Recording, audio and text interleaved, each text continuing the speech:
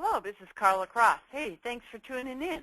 This is video number 2, although you can certainly watch these videos in any order you want. This video series I call Top Tips for Trainers. This is creative teaching techniques to increase learning and audience involvement. And why am I doing these series? Well, as I've been teaching instructor development, I've done that for a number of years, I've found that it's not enough to help trainers really put all of these creative techniques into their courses. It's one thing to watch me. It's one thing to see how we take part in them in instructor development. But it's a whole nother thing when you get a course and nothing about how you're supposed to teach it is written in, which I think is a travesty, because I think any course that you buy or get from someone else needs to have the teaching techniques or how to teach this section built in, but they're not. So I'm going to warn you, either if you write them or someone else writes them, you're going to have to take that course, and you're still going to have to make it a real workshop, not just talk through it. Why? Because talking through it is utterly boring, and you know what I mean. So this series shows you how to put some of those techniques into a course. Now, what we're going to do in this video number 2 is to show how to use a task force in your course. And this is a wonderful thing to do because it involves people, and it involves them very quickly. So first of all, one of the things that I'll teach you in instructor development, or in the Ultimate Real Estate Trainer's Guide, or in my distance learning course, Train the Trainer, is that we want to involve the people early on in whatever we're doing. That's the new way to do it. The old way to do it is to try to hold their interest with some stupid joke at the beginning. Don't do that. That's really old. So, first of all, one of the things that I also teach is when you use a word, an idea, a concept, first thing to do is always define it. So, I'm going to define what a task force is. It's a group of 5 or 6 students that work on a task. Now, no more than 6, and you're going to see some of my cross rules in a minute. But why use a task force? Well, because it involves more people. It breaks up your boring lecture, and this applies to me too, folks. And it starts the course with instant participation. It brings in more points of view, and finally it helps you discover what's going on in your audience. So, let's say you're in front of people, and in the first 2 minutes, you introduce a task force and get people working together. They get to know each other. It forms a warm-up. So when you do ask a question, they're going to answer you.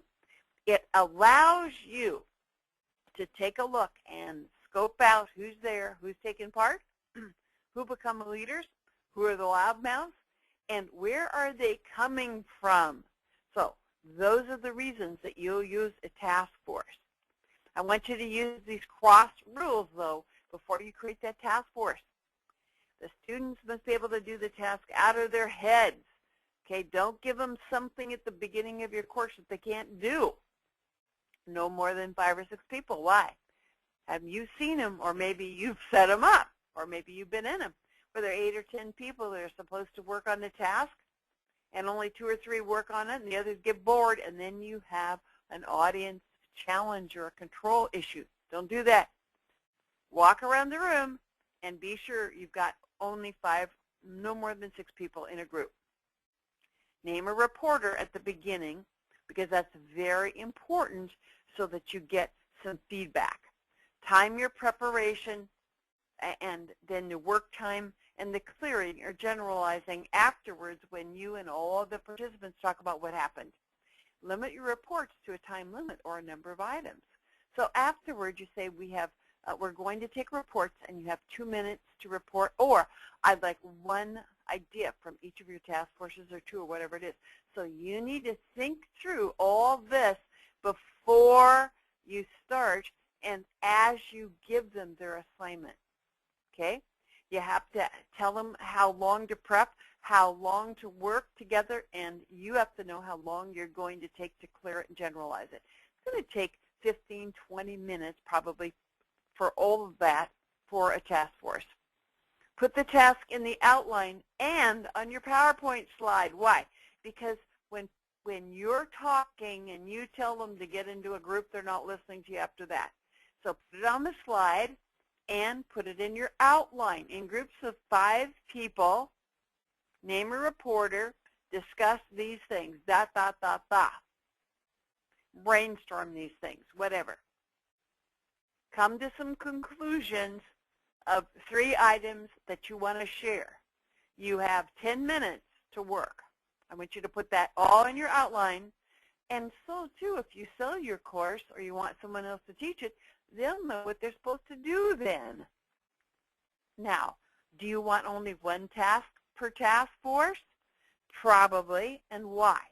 Because if you have a task force doing all the tasks and the first task force reports on everything they learn, the rest of the task forces sit there and go, well, why did I bother?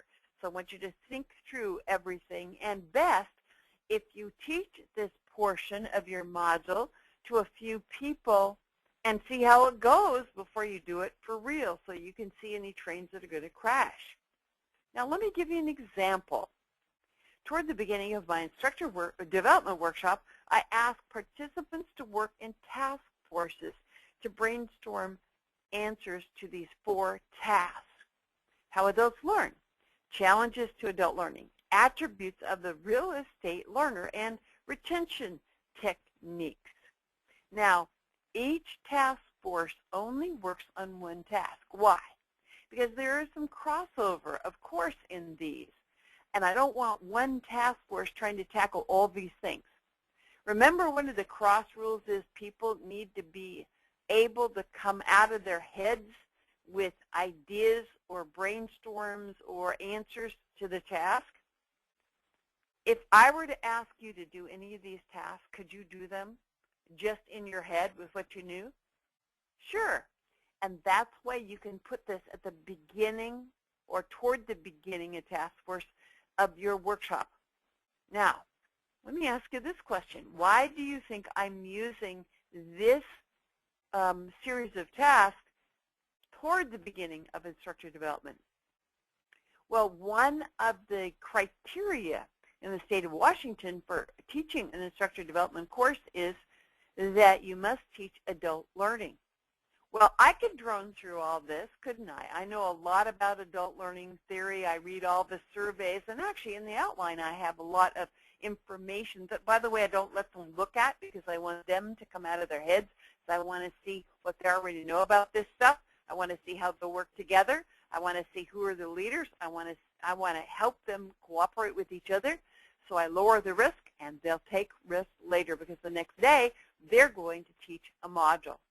So for all those reasons, that's why I have the task force set up toward the beginning of this of instructor development, or train the trainer. I do it a little differently because that's a distance learning course. So can you use task force in your course? What would be appropriate? Remember, you don't have to lecture through everything.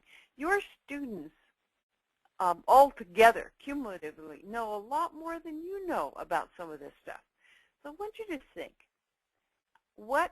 how could you use task forces to get some information? Now, this is a springboard then for the next thing that I'm going to teach them is what's the difference between education and training. Because as we're talking here, we're starting to touch on what's effective and what's not. So it's a very good segue to the next thing, and it's a lot better way to teach how adults learn, adult learning theory, because we all know this stuff. It's that we didn't think about it in terms of what does it mean to me. Oh, by the way, what I have the students do is not just tell me this stuff, but I have them also attach. What does it mean to me? What does it mean to me about how I need to teach? And what are some classroom mistakes I see all the time? Because when people say how adults learn, they'll really say, hey, we really learn from doing something. How'd you learn to drive a car? How'd you learn to teach? Well, we learned from doing. So what does that mean in our real estate class? We need to have them doing. And then they're stunned. Yeah, but we don't have them doing anything. We just talk. So do you see how important that is? So I want you to use task force when it's appropriate. Let me show you some more examples. Here's some examples. If you're teaching how to answer objections, you could have a small group choose their 3 top objections to tackle. If you're teaching lead generation, you could have a small group to name their best sources of business and prioritize them. And now you get to fill in the blank. When you're teaching, whatever you're teaching, could you have a small group name the pros and cons of whatever it is? Let's say using a visual listing presentation or not.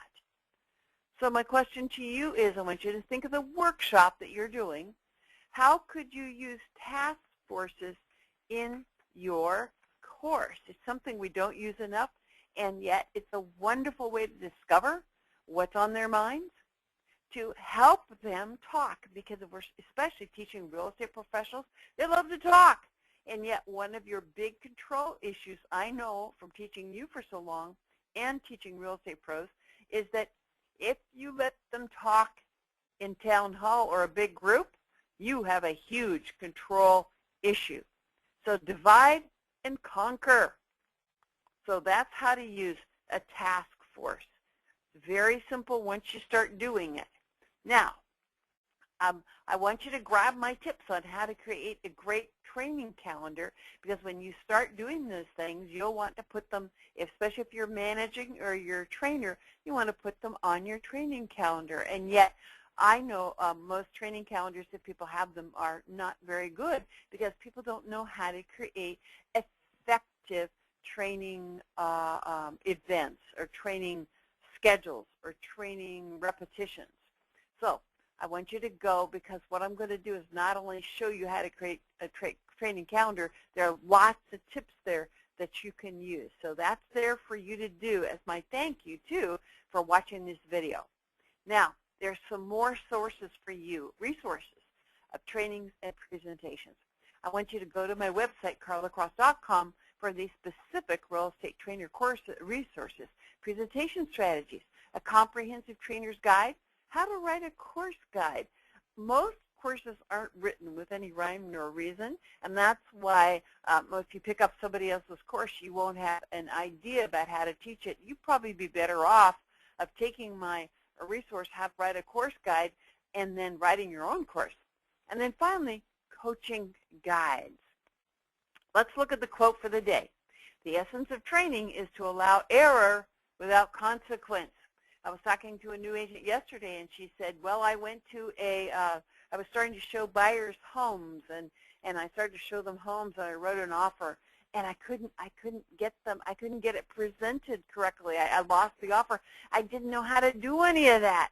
Well, that's because she hadn't been trained properly. So I want you to think of the end user, who is it, and who is the end recipient, and then you must have role play so that the end user can practice presenting to the end recipient. And if someone had done this with a new agent, she would have had a sale rather than a huge rejection and not knowing whether she should be in the business. So the essence of training is to allow error without consequence. That means you have to build in these participative training techniques into your training. Now, don't forget to grab my free guide to creating a great training calendar, and you can just go here to do it. Now, I suggest that you watch these videos over and over and take your workshops that you're using so that you can put all of these techniques to work. And thank you very much for being one of those who is raising the standards of the industry, because that's what you trainers do. So watch for my next 3 videos on my video YouTube, Carla Cross & Company.